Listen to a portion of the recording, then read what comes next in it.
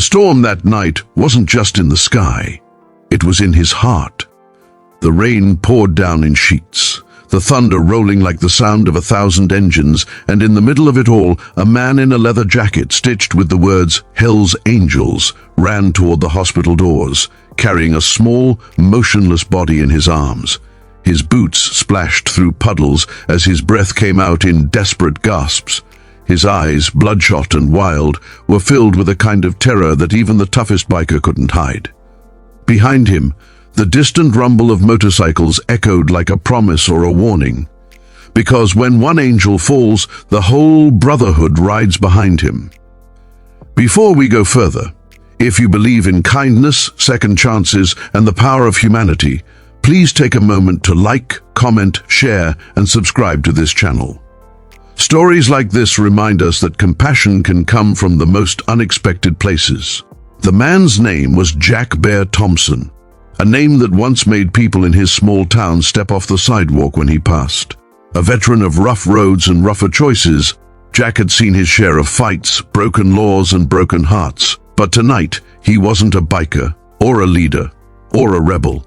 He was just a father whose 9-year-old daughter Lily was burning up with fever and slipping in and out of consciousness. Lily had been sick for days. It started with a cough, then a high fever, and before long her breathing became labored. The nearest hospital had already turned them away earlier that day. The staff had recognized the patches on Jack's vest, the Grim Reaper, the wings, the red and white insignia, and they wanted no part of it. They whispered words like criminal and dangerous. They didn't see a father, they saw a threat. By the time he reached St. Agnes Medical Center, Jack was soaked to the bone, his voice breaking as he yelled for help. The emergency room fell silent when the doors burst open. A few nurses stepped back. One doctor shook his head and walked away, muttering something about not getting involved. Fear and judgment filled the air heavier than the storm outside. And then she stepped forward. Her name was Nurse Angela Brooks, a tall, strong black woman with calm eyes that held both fire and grace.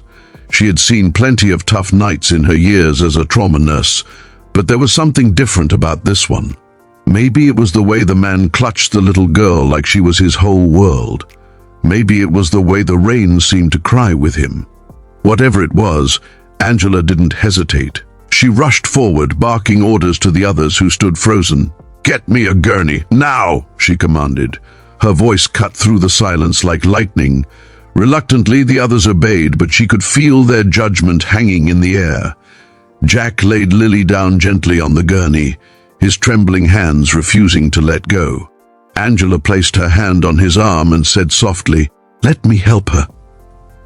His eyes searched hers for a moment, looking for any sign of mockery or fear, and when he found none, he stepped back, his lips trembling as he whispered, "Please, just save her."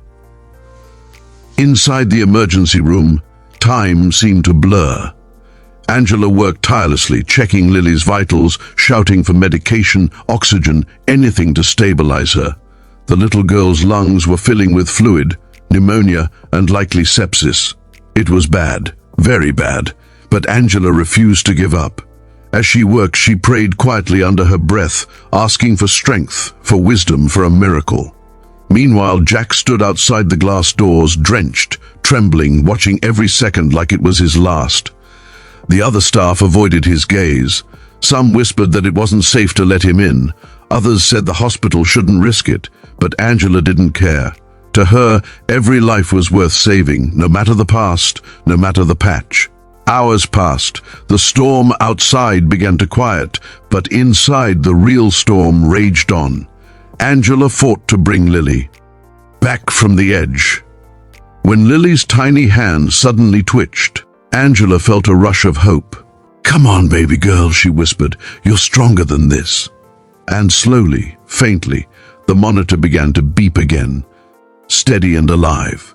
Jack collapsed to his knees when he heard the sound of life, the sound of his daughter's heart still fighting. Tears mixed with rain on his face as he buried his head in his hands. For a man who had spent his life hiding emotion behind a mask of toughness, that moment broke him completely. When Angela stepped out hours later, exhausted but smiling faintly, Jack didn't know what to say. He just stared at her, trying to find words big enough for what she'd done.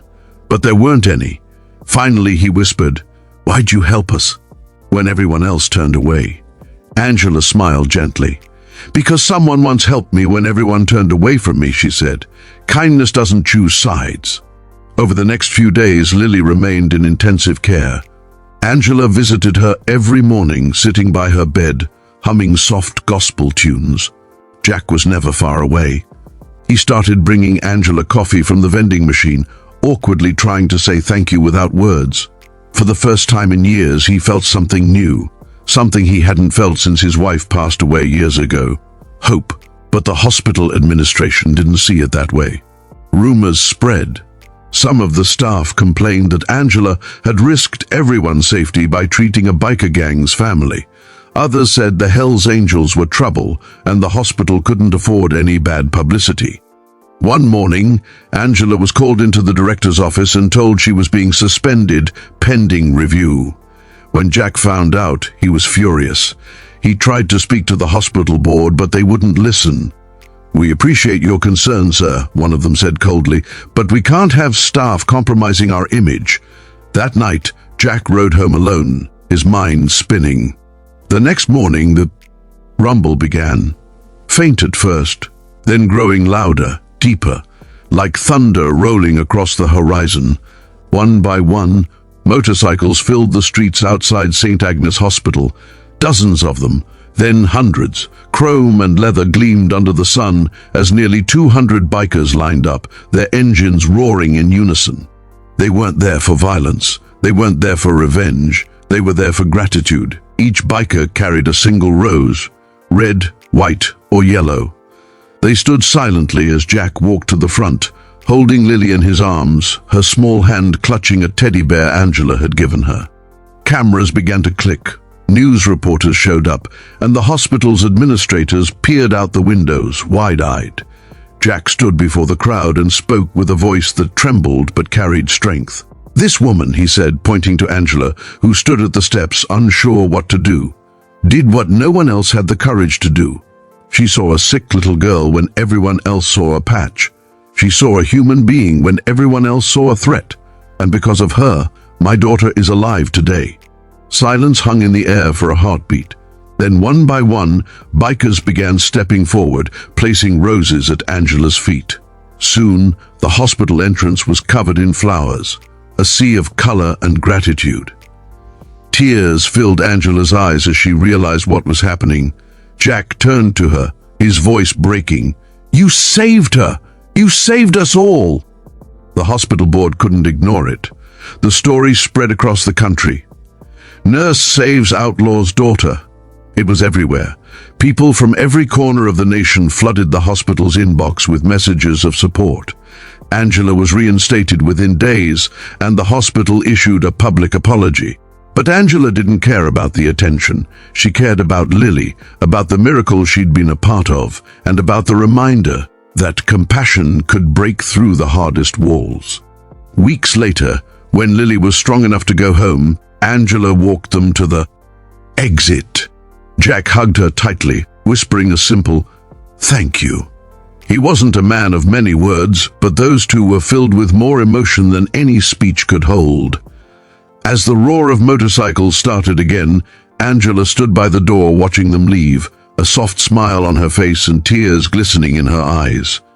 From that day on, every Christmas, a group of bikers would show up at St. Agnes Hospital, not to cause trouble, but to deliver gifts to children in the pediatric ward.